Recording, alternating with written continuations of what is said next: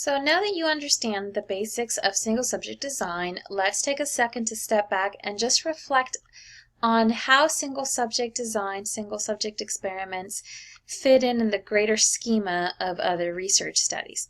So think about in the previous research designs that we've looked at with experimental research designs, the respondent usually has nothing to do with the researcher. The researcher is usually just a kind of a random person from a university carrying out a research study. Usually the person's only completing a survey or a questionnaire or an instrument 1 to 3 times tops. And whether they get a certain score really has nothing to do with whether they're going to get a service or not. Now that's very different than single subject experiments, because in single subject experiments, they're not anonymous. You are the provider. They know you, so they are particularly more prone to wanting to give you what they think you want to see as far as their change, and you're much more invested in seeing that change. There's a lot more repetition, so you really have to think about how those answers, how valid each measurement becomes, and more people get used to taking the same survey over and over.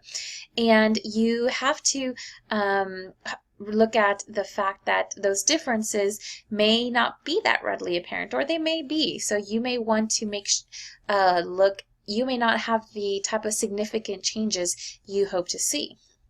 So make sure that you understand why you use single subject design. What types of threats internal validity exist? What does external validity have to do with it? In other words, how do you generalize it? What are some of the limitations? What types of conclusions might you be able to draw and how you draw them? And what are some of the issues in measurement? So let's look at specific types of single subject designs now. We're going to look at them in terms of, we're going to look at 4 different components. So we're going to go through each one of these, starting with what we call AB, or just the very basic design. Very simple. Remember, A is the baseline, B is the intervention. Sometimes I used to get confused because baseline started with B and I used to keep calling it the B, so just be aware of that. It's not B, baseline is not B. It's backwards.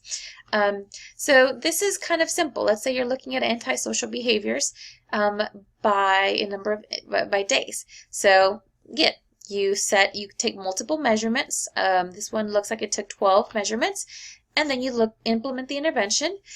Here, for example, you see that this person was already decreasing the number of behaviors even prior to the introduction of an intervention. So if I was looking at this chart, I might stop and say, I don't even know if this intervention made a difference, because the slope of the line looks almost the same. So you start seeing that there are some statistical analysis you can do, but for the purposes of this class, usually you're just going to analyze it visually. And here we're just looking at slope.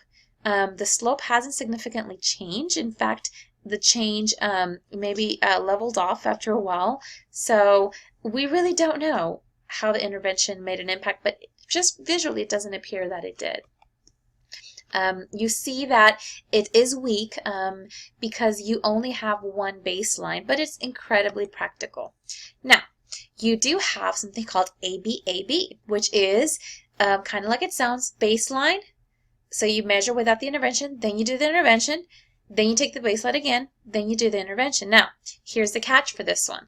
This one assumes that when you withhold the intervention, when you stop it, then the effect of the intervention won't continue. Okay, so here's a very careful assumption you have to make. So if you're doing therapy, it assumes that once you stop that therapy, the change should not continue. That may not always be the case. So if that's not the case with your intervention, don't use this design.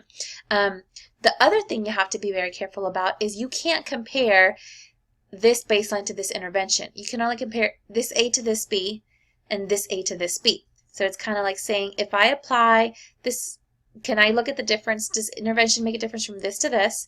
Then I've got a new baseline, and then I look at the intervention again and compare that to this one. Okay, so that's how you would read this one. The issue is, if you realize then, you have to stop the intervention to gather another baseline. In other words, to gather another group of repeated measurements without the intervention being provided. Ethically, that's an issue. Not all social work interventions can be withdrawn and safely or ethically. And like I said, the client may not be able to go back or may not be able to level off. The effect of the intervention may continue regardless of whether the intervention's taken place or not.